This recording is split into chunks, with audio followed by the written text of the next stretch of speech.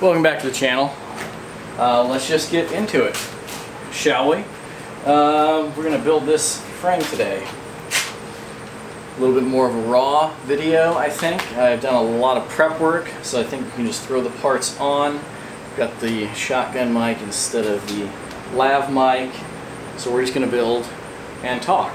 So, first thing, I think I'm going to put the wheels and tires on, because I like doing that. Wheels. We'll talk about the frame in a minute, but wheels. This is a set of old school Bontrager 26-inch wheels. I picked up locally. They had some OG WTB tires on them, and I think I paid $20 for the set. Presta valves, which I think is kind of cool on the old 26ers. Come to find out, when I was deciding what to do for drivetrain on these wheels, this bike, these were 9-speed, 8, 9, 10-speed wheels. I thought it was just a 7-speed free hub, but we're going to run a 1x9 on this 94 Kona Fire Mountain. Continental, what are these? Cross King 2.3s. I had these on another bike. I don't want to run these on this bike. I'm pretty sure I want to run some tan wall Billy Bonkers if I'm going to leave this bike as it is. But I just wanted to build it first before I shelled out for those. Of course, shout out to Super Clean, supplying me with cleaner and degreaser and stuff. Makes quick work of nasty hubs. These things turned out so much better than I thought they were going to. Also, to get a close-up of this wheel once I get it mounted, this is a, would be considered straight pole spoke. They're not, the spokes aren't overlapping each other. The rear one's not like that, but really cool. Took my orbital sander and just cleaned up the sides of the wheels. They're not perfect, but that's not mounted in there perfect, that's for sure. Bontrager matching quick releases too, and I did service the wheels, greased them up. There we go. Now it's looking like a bike. Somebody just started their mower. I guess that's going to be par for the course. Sorry the video's a little kind of whitewashed. I've got the garage door open, I've got the fans going, but I wanted to get this bike together. Some of the things on this bike, you're probably going to be like, why in the world are you doing that to this bike? You may already see part of that, because I've got some of it already mounted up. This has been a culmination of about a year of me building these vintage steel mountain bikes with like, what do I want to build for myself as a cruiser bike, as far as size, brand, parts. So I've been accumulating parts over the last year, kind of waiting for the right frame to come along. This is pretty close to the right frame. It's not what I would have picked necessarily, but Kona's cool.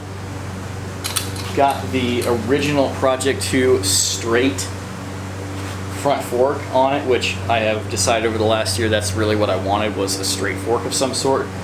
Hard to find new, used, aftermarket, whatever, without paying a ton of money for those. That's what this bike came with. I don't love the red, even though it is cool. I buffed it up a little bit with just some polishing compound. It's got a nice little metallic in it, gave it a wax. It is just the right amount of crusty that I like on an old steel frame. It's straight, there's no dents in it. You can tell on the back, running the wheels, like the rear triangle is straight. They're polished up nice. So, yeah. Let's see, cranks. Okay, this is gonna be controversial. I didn't know what I was gonna do for cranks. A lot of people building these old 26ers will run like STX or XT or whatever, original Shimano cranks, and then they'll convert them to 1x with a narrow wide. I don't love those cranks. I don't love square taper. I know, everyone's freaking out right now. I get it, but I don't love it. I had this set of newer SRAM GX cranks that I literally, these were new takeoffs I bought in town for $5 with the chain ring. And then I had a bottom bracket because I replaced the bottom bracket on my transition earlier in the summer. The bearings were starting to get a little bit of wear, a little bit of slop, you know, on the trails. Saved it because I didn't know if I might need it for something else. Never gonna notice that amount of slop in this bike. I had some other like no-name, just black square taper cranks, but they did not. I didn't want to put them on this. I thought this might be cool to just start with. I did mount them up already to get my sizing. Yes, like this bottom bracket will fit 68 to 73. It's a 68. So technically it's the right, like spec'd out, it will work. So of course it's a little wide, but this is going to be a pain. Running a wider Q factor on kind of a leisure bike is okay with me. I don't mind having that wider Q factor. Q factor is like the width your feet are apart, like how far the pedals are apart. That's why it's called Q factor. I don't know, but that's what it is. So, and I will be the first to admit, aesthetically, these don't go with the bike. But I do like, obviously, the dub through spindle style, the 1x, and I like the gray, because when I got this bike, I was like, well, I don't know what color am I going to do, because I had the brushed aluminum seat post clamp, it already had that, a silver fork, and then a black headset. It's an oddball seat post size, like 26.6, same seat post as that Gary Fisher Mamba that I built last year, that I had to buy a brand new seat post that I didn't really want to because it was an oddball size. But thankfully it's the same size as this, so I had a black one, so I'm going to use that. So I thought the gray kind of worked, the gunmetal. So what do you guys think down below? I'm thinking maybe I can find a set of Shimano, newer Shimano cranks that have the through style, that are in like a dark gunmetal. Or what would honestly be really fantastic is if I could find an old set of race face cranks or truative cranks or something higher end, period. I don't know. You see what I'm saying? But I don't want to go square taper. I don't want to go just 5-bolt Shimano cranks. I want to go something like this. So, questionable, I know. Moving on. Let's mount a rear derailleur. How about that?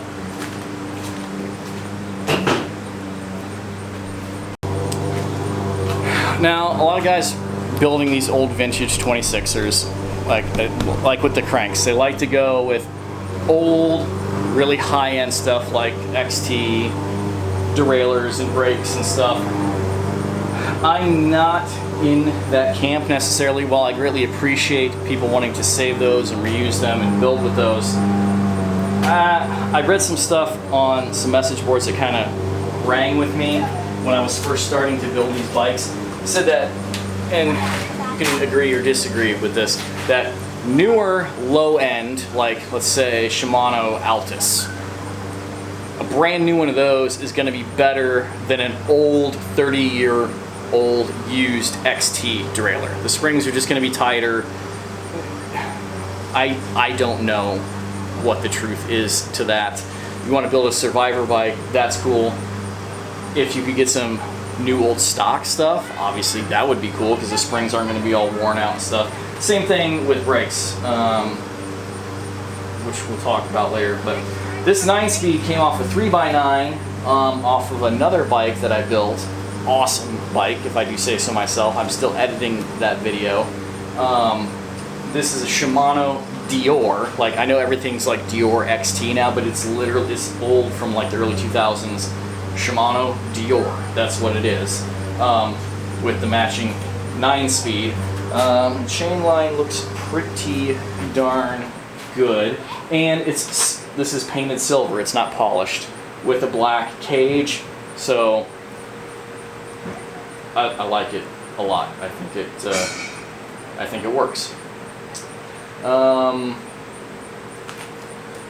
Got this chain guard on here. That's it's fine. It had really nice, like, thick vinyl Kona sticker on it, but it was getting shredded, and I was trying to like lay it back down, and it was just like disintegrating in my fingers. So I peeled it off. I had this is like an AliExpress. It was like 99 cents. I was like, put that on a flip bike or something. But I don't know, it kind of works. So put that on there to help avoid a little bit of chain slap. This derailleur is still pretty good, spring tension wise. Moving on to, let's go to the cockpit, shall we? This is a 1-inch steer tube. I greased the headset already. Again, a lot of guys using the quill stems and the 25.4 bars, is that right? 25.8. I don't like that because I have to run wide bars. I just got to run wide bars. I have a really awesome Easton stem that would go on this adapter. It's an 1.1/8 Easton stems, like a 100 mil long stem for the old school bars, and I have the matching bars for it, which is awesome, but they're not wide enough. I'm going to build it out the way that I have. Like I said, I've been accumulating parts that I was pretty sure that I wanted over the last year. So I've got some spank bars, and these are 800 mil, 780 or 800, I can't remember. 40 mil rise. So this is going to be a cruiser comfort bike. I wanted to be up a little bit. And a Trail 1 Viking stem that I picked up, I think it was over Christmas or Black Friday or something. They were dirt cheap, and also they're super nice. So I got that.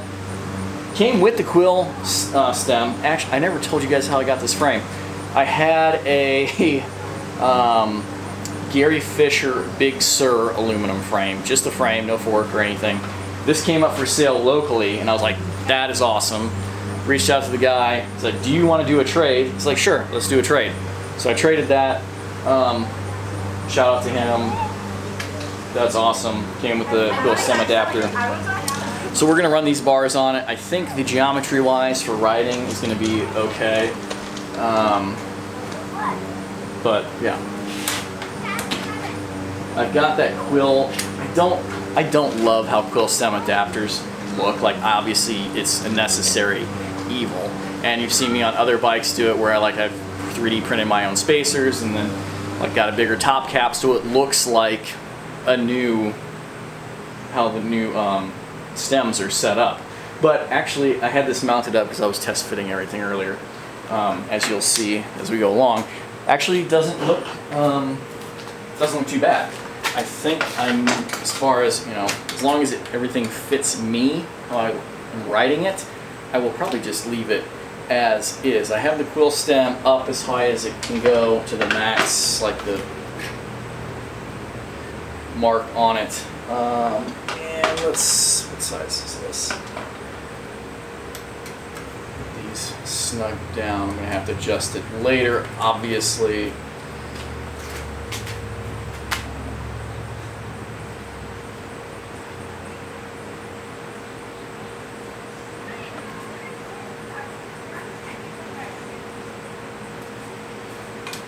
But I thought the Spank bars was kind of cool. That's, kind of an OG brand.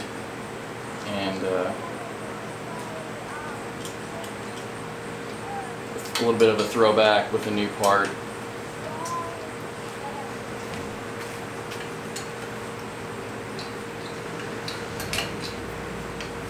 snug these down, not make them super tight, because I'm sure I'm going to have to adjust all that once I get it put down on the ground. So, cool. All right. Next, let's keep going in the cockpit, add brakes and shifter and stuff.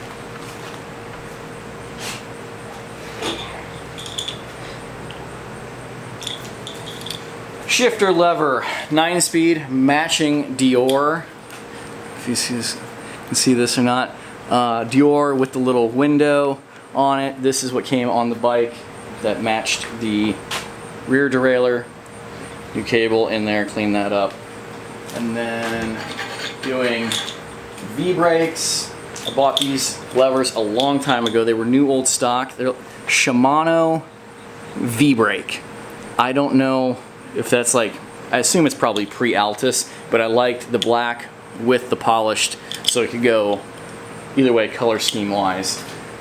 Dig that, get those, put that on there. We're gonna put new cables and grips. We are going to, again, some more Trail One components. These are the Fallow grip, really nice grip. They were selling these dirt cheap. When I bought these, I bought a couple sets actually.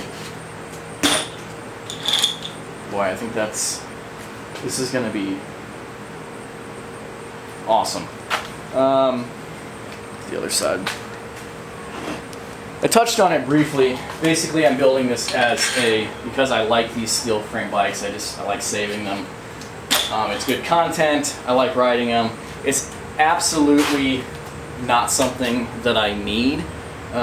Which is why you haven't seen me go all out and build like a nice actual like 26er trail bike with like a rebuilt RockShox fork and like good running whatever for the trail. I have no desire to take one of these bikes on a trail, and for what it would actually cost to build one of those bikes, I could build myself another modern hardtail that I would actually want to ride on the trails, and then still have this that I can ride around the neighborhood, go on bike path coffee dates with my wife, and it looks cool. People that know bikes are gonna see this and be like, that's cool.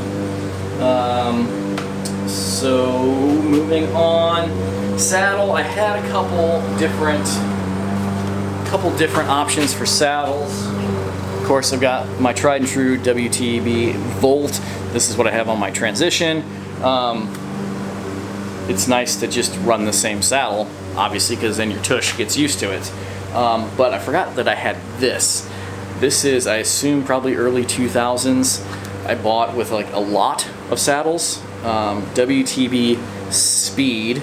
It's in perfect condition. It's like got the kind of the older school shape. It's a little bit thicker, but it still like looks modern and it's immaculate.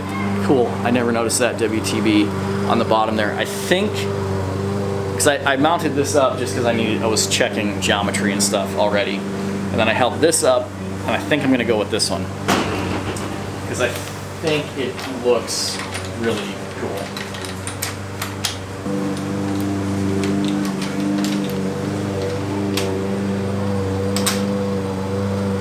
And of course, we won't be able to set that completely up until it's on the ground.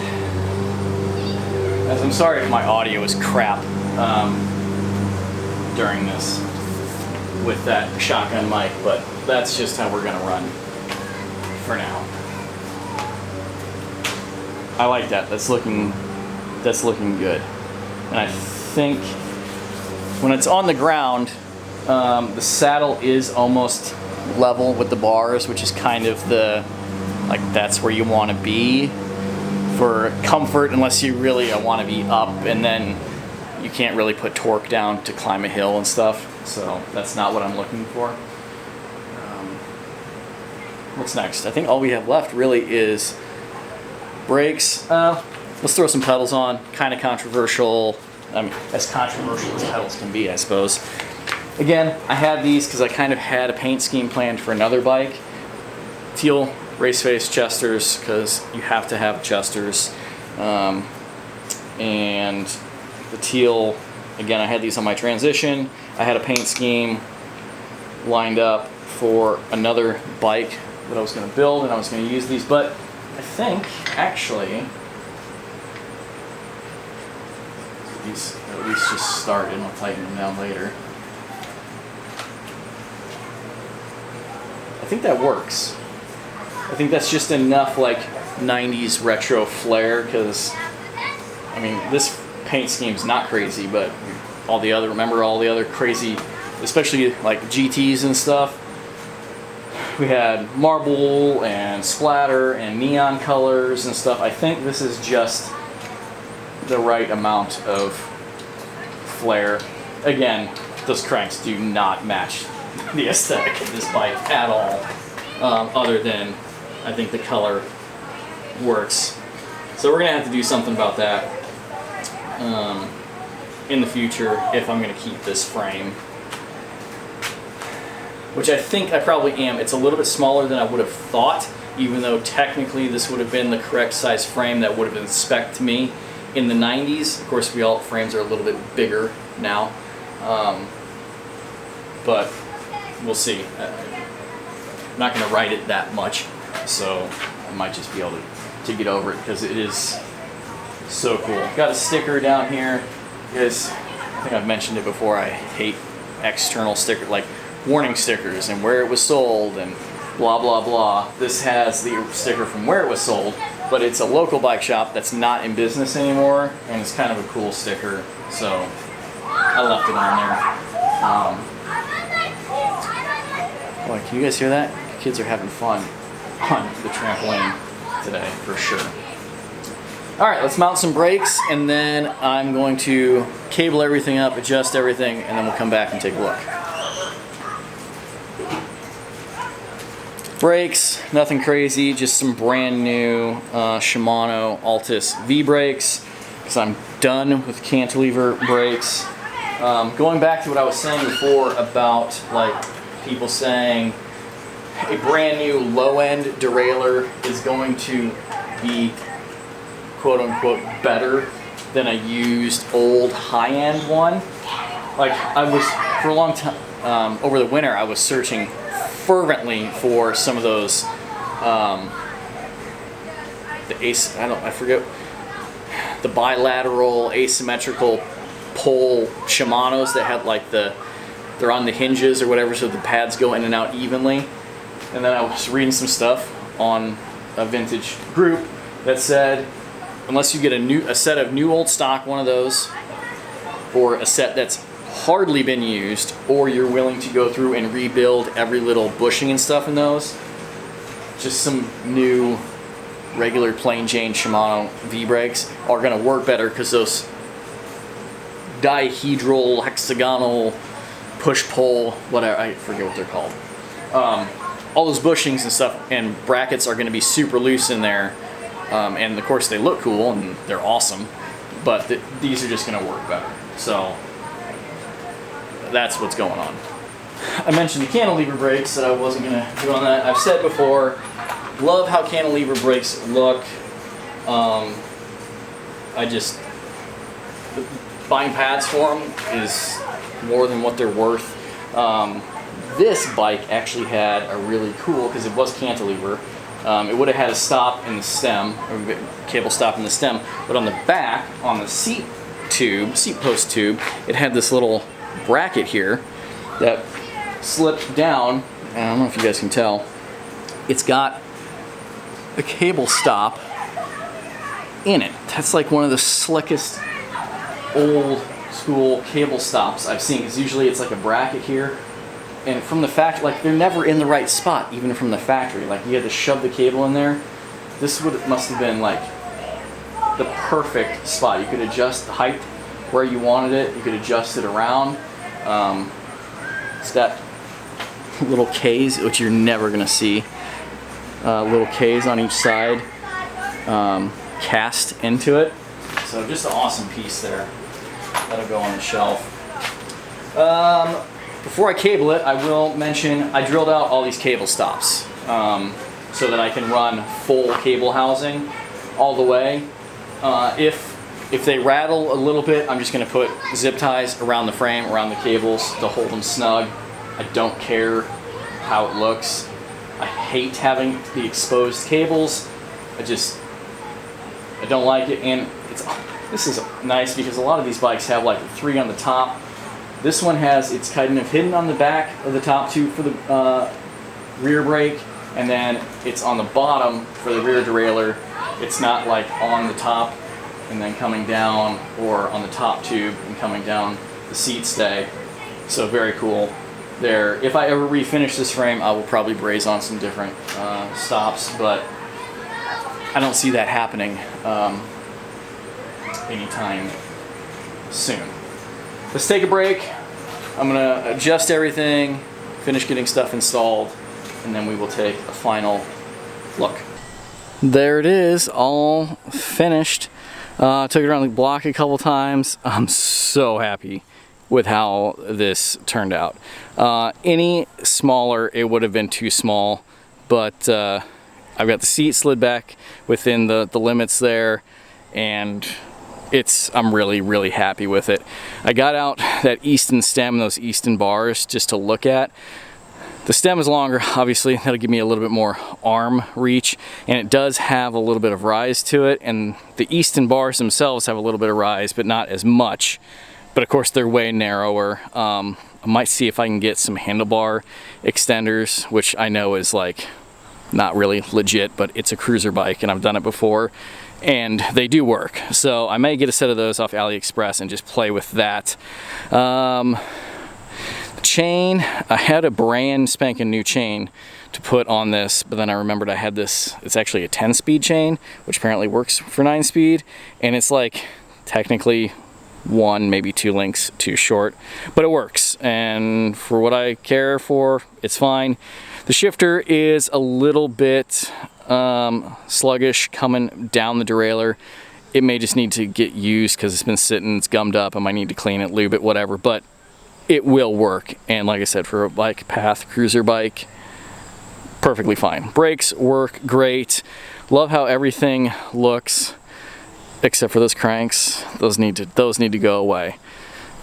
Got my little old school wire bottle cage there, and a little bag for bike lock and throw my keys and stuff when we go for a ride. But of course it wheelies like crazy, and I do have a little bit of tire rub on this back tire. These are relatively aggressive outer knobs on these 2.3s, and it rubs just ever so slightly there. If I get some Billy Bonkers, they're 2.25s, and of course they're not nearly as aggressive, so they'll fit. They'll be great in there.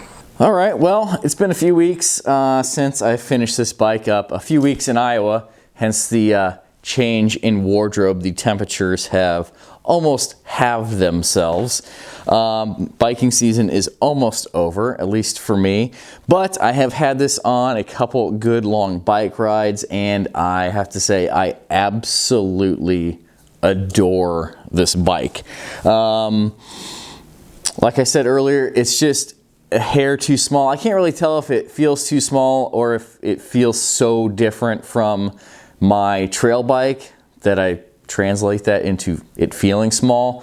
But after being on it for 5 minutes each time I get back on it, I have no problems at all. I tell you what, getting used to a saddle is a real thing. At first, when I actually built it to ride it, I have a duplicate saddle to my trail bike, so I threw that on there just because I'm used to it.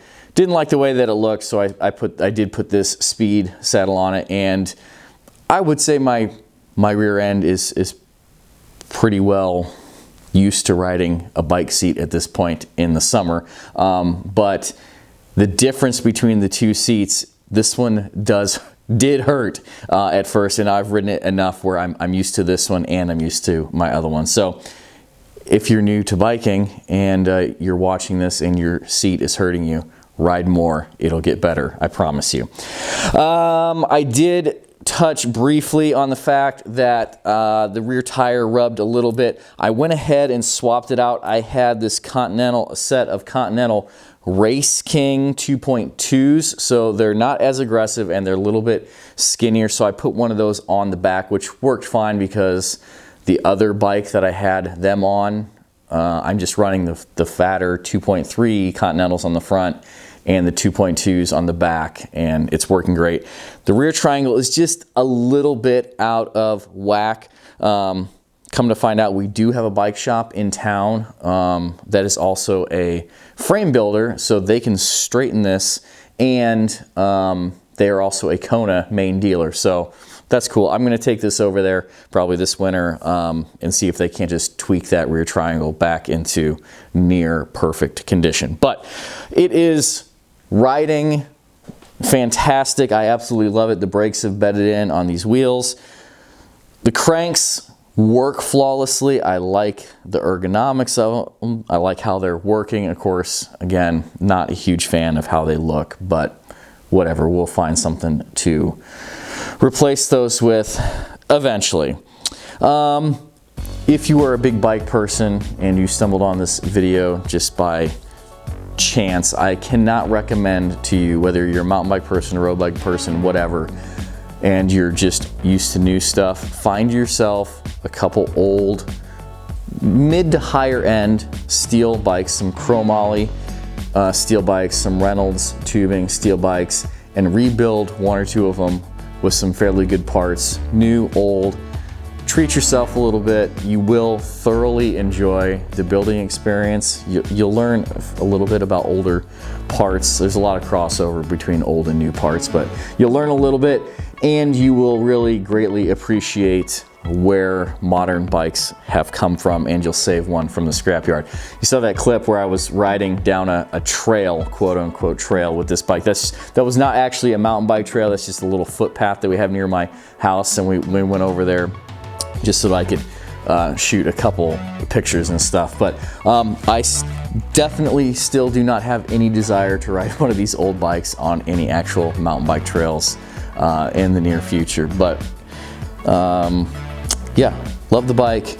Can't encourage you enough to build one for yourselves.